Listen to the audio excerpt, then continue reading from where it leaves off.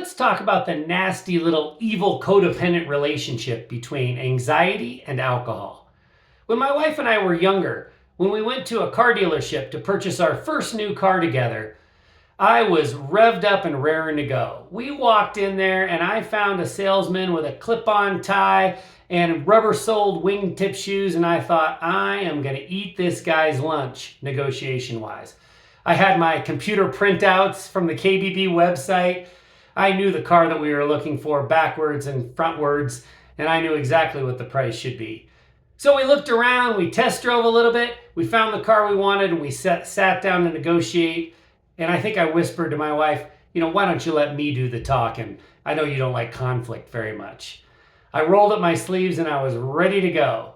The first thing the salesperson did was point to another couple at a very similar desk talking to another salesperson across the showroom floor.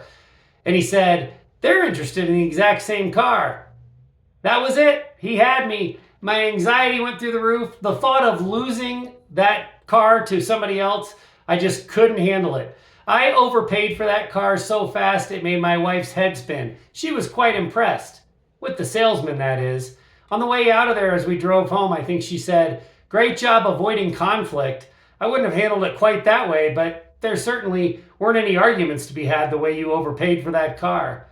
The point is, because I was a consistent drinker, a budding little alcoholic back then, alcohol was so consistently in my life that it drove these anxiety spikes that are hard to even understand. Now, it's true that when I was actively drinking, my anxiety came right down. That's that codependent relationship between alcohol and anxiety. But when I wasn't drinking, anything could set me off. An unexplained puddle of water on the floor, a washing machine making a clunking sound, an unexplained little zizzing sound in a dimmer switch. Any of those would send me into a panic.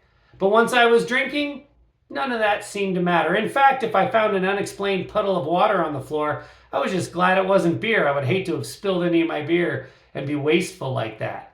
The point is, anxiety and alcohol have this awful codependent relationship, and when we are consistent drinkers, whether we've crossed the line of addiction or not, it makes our anxiety terrible, exacerbates it in the worst possible way, makes us really hard to live with too.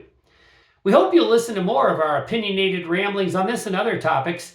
We hope you listen to the Untoxicated Podcast. Look for the post named Sensless Urgency. You've got this, and we've got you.